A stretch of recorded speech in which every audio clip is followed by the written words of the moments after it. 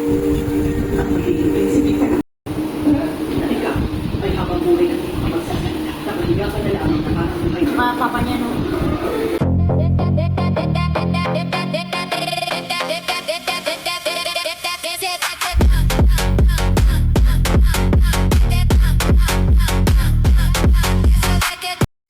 So what's up guys? Here's our another lesson again, no? So, meron ako sa inyong ibibigay na big help for your AI generation, image man yan or video. So, ito yung currently na use namin para mas mapabilis and mas papadami yung na-generate namin and nakukuha naming output. We are using AdFlow. So, si AdFlow guys is automation siya, no? Kaya niyang i-generate yung mga AI images creatives mo, image scene, video scene, no? Nang halos autopilot siya. Even wala ka, no, i-paste mo lang sa kanya yung mga promptings mo, siya nang bahala mag-queue. So isipin mo, hindi ka na mababurn out copy paste ng mga prompting mo. Using AdFlow, siya nang bahala. Ang gagawin mo na lang, i-receive mo na lang once natapos na siya. In the same time, automatically ipapasok niya na yung mga output na yon sa file mo.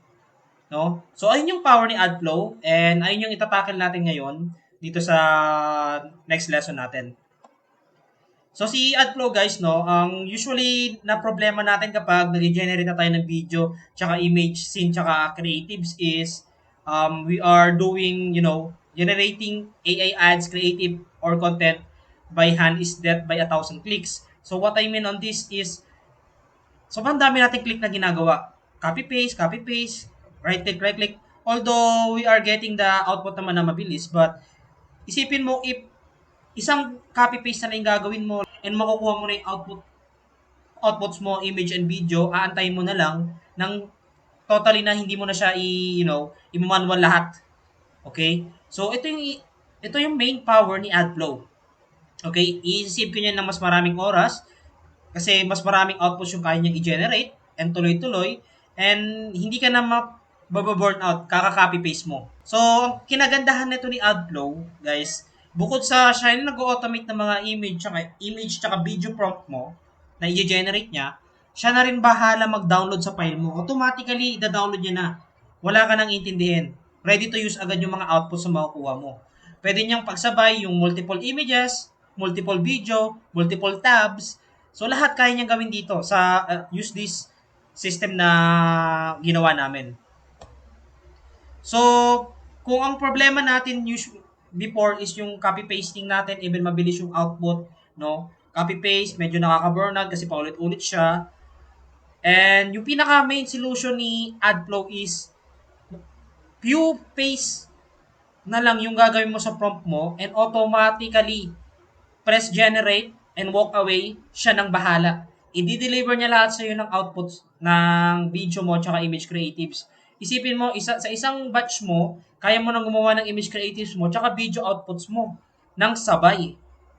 Ganun kalakas yung AdFlow. If you notice naman doon sa first scene ng webinar na to, pinakita ko sa inyo, multiple tabs, multiple images, kaya niyang i-generate. Before, without AdFlow, submit each prompt tayo ang ginagawa natin one by one, no? One by one yung prompting natin. Sit and every result, tsaka tayo magpe-paste, tsaka tayo mag-enter. I-rerun natin siya ulit kapag may failure, tapos manual din yung download, no? So, ang daming clicks na nangyayari. So, medyo nakaka-burnout siya. In the same time, kumakain din ng oras yung pagka-copy-paste natin sa mga prompt natin, no? So, ang pinaka-goal namin dito sa AI Creatives University to help you na mas ma-decrease yung cost, mas ma-decrease yung time mo, and mas mataas yung makukuha mong output. Kaya pinupush namin makagawa ng maraming system para ma-help kayo. So, isa to sa mga system natin, si AdFlow. So, with AdFlow, isipin mo, isang batching ng prompting mo, i-queue mo na yung maraming creatives. I-queue mo na yung multiple image, i-queue mo na yung multiple video. No? Isang click mo lang ng start, automatically, siya nang bahala doon. Antayin mo na lang matapos. Ang kinagandahan pa, auto-download siya, papasok siya mismo sa folder mo. Pag natapos na, okay, andyan na pala yung mga video ko, andyan na pala yung mga images ko. So, isipin mo yung convenience nung ad flow sa system mo. Okay? Especially if you are doing a lot of creatives, no? And a lot of content, using ad flow, mas mapapadali ka na. So, what creators actually get out of it, no? So, ano ba yung pinaka-benefits ni AdFlow na makukuha nyo dito? Automated AI ad creation, consistent branding identity, kasi which is gamit naman din natin yung mga AI agent natin. Image to video, so both yan kaya niyang i-generate.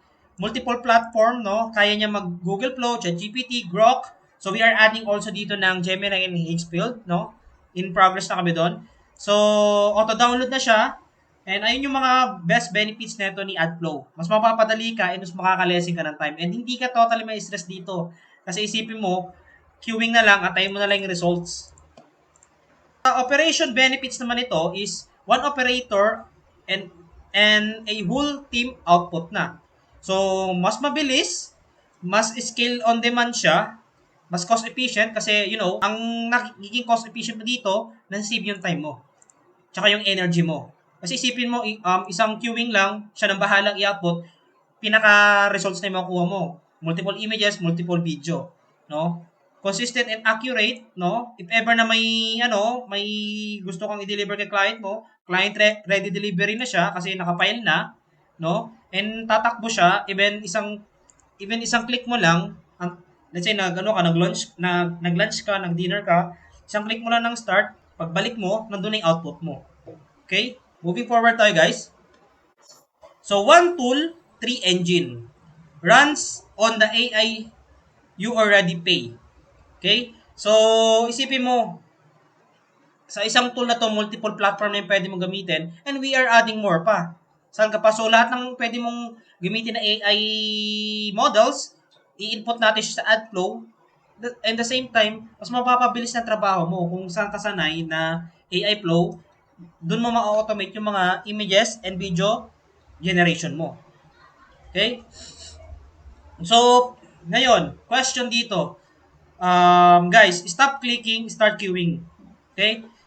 So, using AdFlow, mas lessen ang click natin, mas lessen yung time consumption natin, mas lessen yung stress and energy, costing natin, mas makakakuha ka ng mas maraming result, mas makakakuha ka ng mas madaming delivery, mas madaming output, mas mabilis na results output yung pinaka makukuha mo. So, ang question dito, paano nga ba natin magagamit si AdFlow? Okay guys, si AdFlow, hindi siya totally libre. Okay? Kasi itong system na to is napakalaki ng mahirap nyo sa inyo. And ang price nito is ito siya. So, ito yung website natin. I-send ko to sa lesson natin, sa resources. So, pwede nyo i-visit dito yung website natin. Okay? Ayan. AI and images ay yung kaya niyang i-automate. And yung pinaka-price niya, ito, 1,499 lang siya per month. Isipin mo, isisave ka niya ng 100 of hours. Isipin mo yon. So, 1,499 mo. Hindi ka na masyadong magpo-prompt. I-queue mo na lang, aantayin mo na lang yung output mo. May makukuha ka ng video and images. No, kahit you are doing multiple tasks, I know you are a busy person, using AdFlow, mas mapapadali ka na. 1,499 lang siya, guys. Actually, dapat 2,000 pesos to.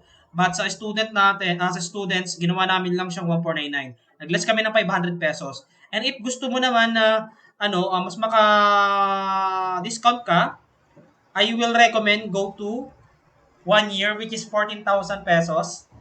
If ever na mag-avail ka agad mo sa tapos mo itong video natin, mag-chat ka lang sa akin ng discount for AdFlow. Bigyan ka tayo ng 1,000 discount. So, 13,000 na lang siya for the whole year usage na. Ayun, just let me know if may question kayo dito. And pwede nyo i-visit tong website na to. Ipin natin siya sa group natin. And nandito rin siya sa mismong lesson natin. And yung mga susunod nating lessons is, ituturo ko sa inyo kung paano siya ipafunction. Okay? So, makikita nyo dito yung pinaka-benefits niya. Image, video, lahat ng pinaka-function niya. And ito yung gamit ko sa paggawa ko ng creatives. Kaya marami akong creatives tsaka pang content. Kasi ito yung use ko. Sobrang bilis ng process namin. Tuturo ko kayo sa kanya kung paano siya gamitin and paano mag-execute ng image tsaka video. So hello guys, and ito na yung next process natin. Ituturo ko kayo kay AdFlow kung paano nyo siya maximize and paano natin siya gagamitin.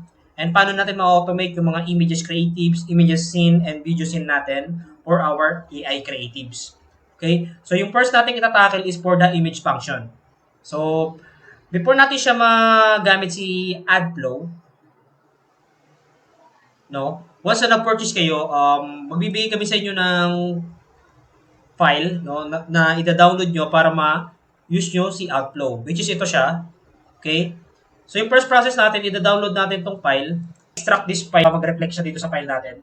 So, click this one and click the extract all, and click mo yung extract. Click mo lang siya. Ayan. So, okay na. Once na-extract mo na yung file, pwede ka na dito mag-load unpack, which is ilalagay na natin dito si AdFlow.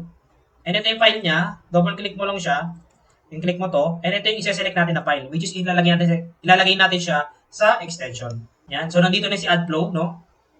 And dito natin siya install. Dapat dito pala siya install sa isa. Kasi ito yung gagamitin natin for the video. Unpack. Ayan, AdFlow. Select folder. Ayan, so nandito na siya. So ngayon, ang gagawin natin, i-use natin siya for the AI Images Creatives and AI Image Scene.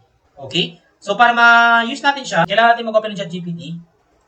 Okay? So okay na siya. Then, bago tayo mag-move forward, i-tour ko muna kayo dito kay AdFlow kung paano siya gagamitin. So, first process natin dito, once na-install na natin siya sa PC, kailangan mong mag-request ng key para ma-open mo yung AdFlow. Which is, once na nag-avail kayo ng 1499, input nyo dito yung key para magamit nyo siya sa device nyo. And, andito na rin yung duration ng usage nyo. So, sa case natin, ito, lalagyan ko siya ng key. And, i-pass forward ko lang tong part na to. I-input ko dito yung key. So, okay, may key na tayo dito. Input ko lang siya dito. And, automatically, ma-active na siya. So, once na nag-subscribe kayo dito sa AdFlow natin, bibigyan namin kayo ng key. Save key nyo para once na maglalagin kayo dito is safe yung paglagin nyo. At the same time, nakamonitor yung total duration tsaka device na magagamit nyo. Same thing dito sa isa nating email, lalagyan na natin siya ng access din.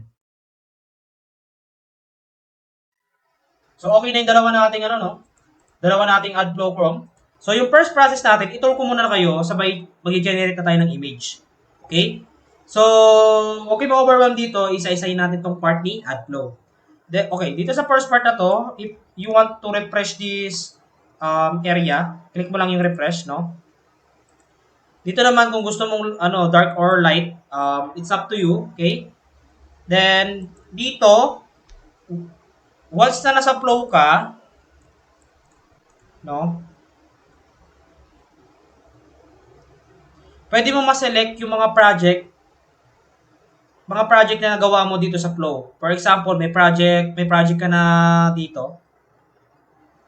Pwede kang pumunta doon and pwede kang umexit doon and pwede ka rin mag-create ng new project mo.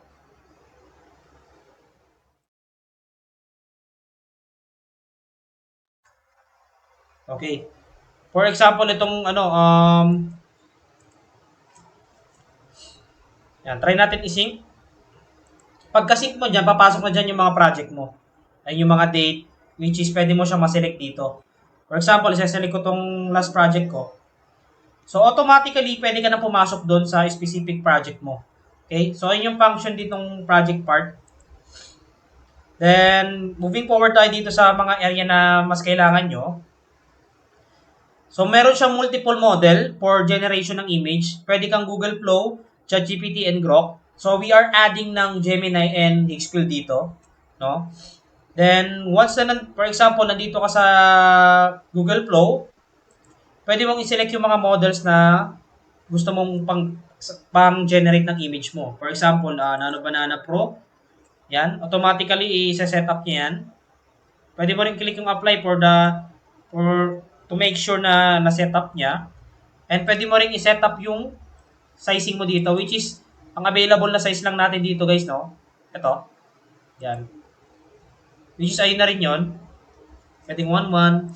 Ilang variation, pwedeng 4. So, isa-select niyo ng 4. And then, dito mo ipipaste yung prompt mo. Okay? Same thing naman kay ChatGPT. Which is ito. Once i-click mo yan, pupunta ka na agad sa link ni ChatGPT. Pero pwede mo namang select ito. So, pwede kang mamili ng ng intelligent model, intelligent area. Standard, you can select a ratio din, no? Aspect ratio mo, kung 9:16 or 1:1, pag mag-generate ka ng image, and pwede mo ditong i-paste yung prompt. Dito may i-paste yung prompt mo. If may reference image ka, pwede mong select dito, siya yung magiging consistent yung output mo, susundan niya yung character mo, no? Bukod doon, eto, pwede to. Bukod doon, si Grok naman, ito, same thing lang din. Pag mag-generate ka ng image, same thing, lalagay mo dito yung prompt. If meron kang reference image, you can input here, no? So, ayun yung sa image part. Okay? Image part muna tayo bago natin i-tackle yung sa video. Ngayon, ang execution natin, i-test natin sa ChatGPT and sa Google Flow. Papakita ko sa inyo yung paano magiging process natin. Okay? So, ngayon, generate tayo ng image creatives natin. Hanapin natin si image generator bot. Okay? So, upgraded na to si image generator bot, no? Isang input na lang natin, papapiliin niya tayo kung anong image type. Then, kuha tayo ng FB page natin. Hanap tayo ng details.